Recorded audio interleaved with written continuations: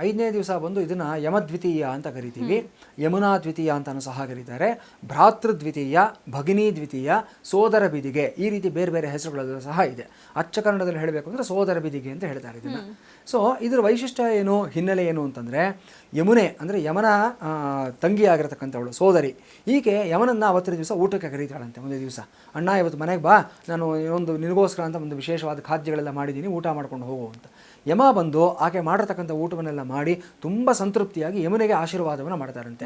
ನಿನಗೆ ಸೌಮಂಗಲ್ಯ ಸದಾಕಾಲ ಶಾಶ್ವತವಾಗಿರಲಿ, ಭೂಲೋಕದಲ್ಲಿ ಸದಾಕಾಲ ನಿನಗೆ ಪೂಜನೀಯವಾದ ಸ್ಥಾನ ಇರಲಿ, ನೀನು ಒಂದು ನೀರಿನ ರೂಪದಲ್ಲಿ ಪ್ರವಹಿಸ್ತಾ ಒಂದು ನದಿ ರೂಪದಲ್ಲಿದ್ದು ಎಲ್ಲರನ್ನ ಪರಿಶುದ್ಧರನ್ನಾಗಿಸ್ತಕ್ಕಂಥವಳು ಆಗಿರು, ನೀನು ಪೂಜನೀಯಳಾಗಿರು, ನಿನ್ನಲ್ಲಿ ನೀನು ಎಲ್ಲಿರ್ತೀಯೋ ಆ ಜಾಗದಲ್ಲೆಲ್ಲ ಸಹ ಸಂಪತ್ತು ಸದಾಕಾಲ ತಾಂಡವವಾಡ್ತಾ ಇರಲಿ ಅಂತ ಆಶೀರ್ವಾದವನ್ನು ಮಾಡ್ತಾರೆ. ಹಾಗಾಗಿ ಸೌಮಂಗಲ್ಯವನ್ನು ಬಯಸ್ತಕ್ಕಂಥವರು ಮತ್ತು ಸಂಪತ್ತನ್ನು ಬಯಸ್ತಕ್ಕಂಥ ಹೆಣ್ಣು ಮಕ್ಕಳು ಅವತ್ತಿನ ದಿವಸ ನಮ್ಮ ಅಣ್ಣ ತಮ್ಮಂದಿರ ಮನೆಗೆ ಕರಿಬೇಕು.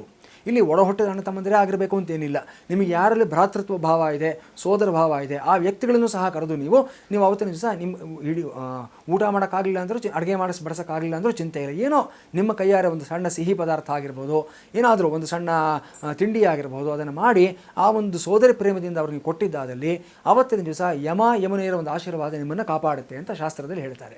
ಹೀಗಾಗಿ ಇದಕ್ಕೆ ಬಹಳ ವಿಶೇಷವಾದ ಮಹತ್ವ ಇದೆ. ಗಂಡು ಮಕ್ಕಳು ವಿಶೇಷವಾಗಿ ಅವತ್ತಿನ ದಿವಸ ಮನೆಯಲ್ಲಿ ಊಟ ಮಾಡಬಾರ್ದು, ಅಕ್ಕ ತಂಗಿರ ಮನೆಗೆ ಹೋಗಿ ಊಟ ಮಾಡಬೇಕು ಅಂತ ಶಾಸ್ತ್ರದಲ್ಲಿ ಹೇಳಿದ್ದಾರೆ. ಇದು ಒಂದು ಧಾರ್ಮಿಕವಾದ ಒಂದು